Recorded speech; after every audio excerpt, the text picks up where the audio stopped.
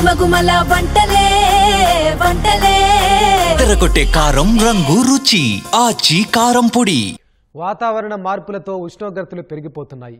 కాలం ఏదైనా ఒక్కపోత ఉక్కిరిబిక్కిరి చేస్తోంది.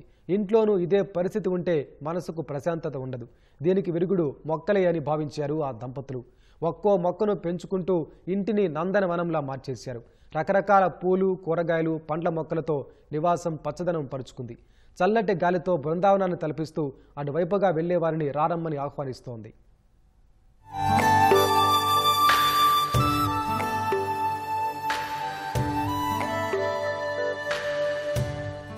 కడప భాగ్యనగర కాలనీలో నివాసముంటున్న రాఘవేంద్ర వర్మ, శ్రీ దుర్గా దంపతులు ప్రైవేటు పాఠశాలలో ఉపాధ్యాయులుగా పనిచేస్తున్నారు. 2 అంతస్తుల్లో సొంత ఇంటిని కట్టుకున్నారు. అయితే వేసవికాలంలో అధిక ఉష్ణోగ్రతతో ఇంట్లో గోడలన్నీ వేడెక్కి ఉక్కపోతతో చాలా ఇబ్బందులు పడ్డారు. దీనికి పరిష్కారం మొక్కలు పెంచడమే అని భావించారు. 15 ఏళ్ల కిందట ఇంట్లో ఒక మొక్కను నాటారు.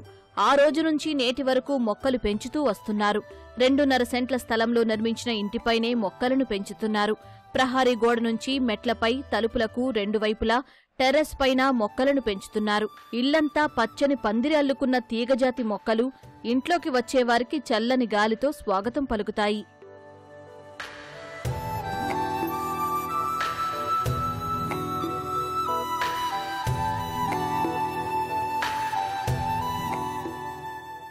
రాఘవేంద్ర వర్మ ఇంటిపై 150 జాతులకు చెందిన 1000 మొక్కలను పెంచుతున్నారు.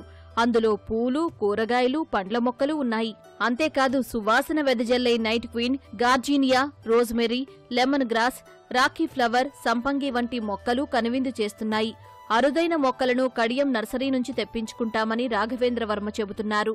ముఖ్యంగా మన ఇంట్లోకి వస్తే గోడలు మొత్తం టెంపరేచర్తో అంటే వేడికి ఇంట్లోకి వస్తే ఎట్లా ఉక్కలాగా అనిపించేది. దానికి కంట్రోల్ చేయాలంటే మనకు చెట్లు తప్ప వేరే మార్గమే లేదు. అందుకనేసి చెట్లు ముఖ్యంగా స్టార్ట్ చేశాను. స్టార్ట్ చేసిన తర్వాత ఏదో ఒక చెట్టు పెట్టడం ఎందుకు, ఒక స్పెషల్గా ఏదైనా ఒక అంటే ఆర్గానిక్ కానీ లేదంటే మనకు ఆయుర్వేదం పరంగా కానీ ఆక్సిజన్ పరంగా కానీ ఒక బెటర్ థింక్ ఉండేటట్లు సెట్ చేసుకుంటూ దాదాపు 100-150 రకాల జాతులు నేను పెంచడం జరుగుతూ ఉంది. అరిక పామ్ అన్ని రకాలుగా వర్కౌట్ అవుతుంది.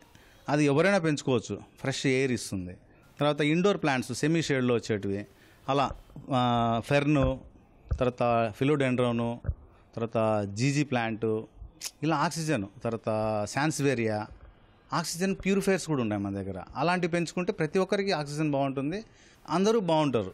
కాబట్టి కంపల్సరీ మనం ప్రతి ఒక్కరు కూడా ఎవరైతే మన బాడీలో మన పార్ట్స్ ఎలా కేర్ తీసుకుంటామో అలా మొక్కలను కేర్ తీసుకుంటే వాళ్ళు కంపల్సరీ ఆక్సిజన్ ఇస్తాయి. ఫ్రూట్స్ ఇస్తాయి, ఆక్సిజన్ ఇస్తాయి, మంచి ఫ్లవర్స్ ఇస్తాయి, చాలా బాగుంటుంది. ప్లాస్టిక్ టబ్బులు, ఖాళీగా ఉన్న బకెట్లలో మొక్కలు పెంచుతున్నారు. కిచెన్ వేస్ట్ నే ఎరువులుగా వాడుతున్నారు. అక్వేరియం కూడా ఏర్పాటు చేయడంతో చేప పిల్లలు తిరుగుతూ మనసుకు ఆహ్లాదాన్ని కలిగిస్తున్నాయి. పిల్లలు వాటితో ఆడుకుంటూ సరదాగా గడిపేస్తున్నారు. మెయిన్ ఏమంటే చెట్లలో గ్రీనరీని ఎక్కువ చూస్తే ఐస్కి కానీ వాటికి చాలా మంచిది కాబట్టి మేము చెట్లు పెంచుకుంటున్నాము. కూరగాయలు కట్ చేసిన వేస్ట్, హోమ్లో ఏది వేస్ట్ ఉన్నా అవన్నీ ప్రతిదీ చెట్టుకి యూజ్ చేస్తాను.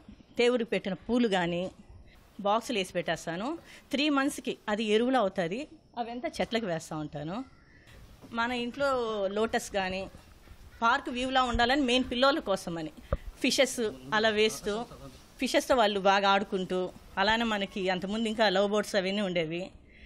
వాటిని చూసుకుంటూ పిల్లలు హ్యాపీగా ఉండేది.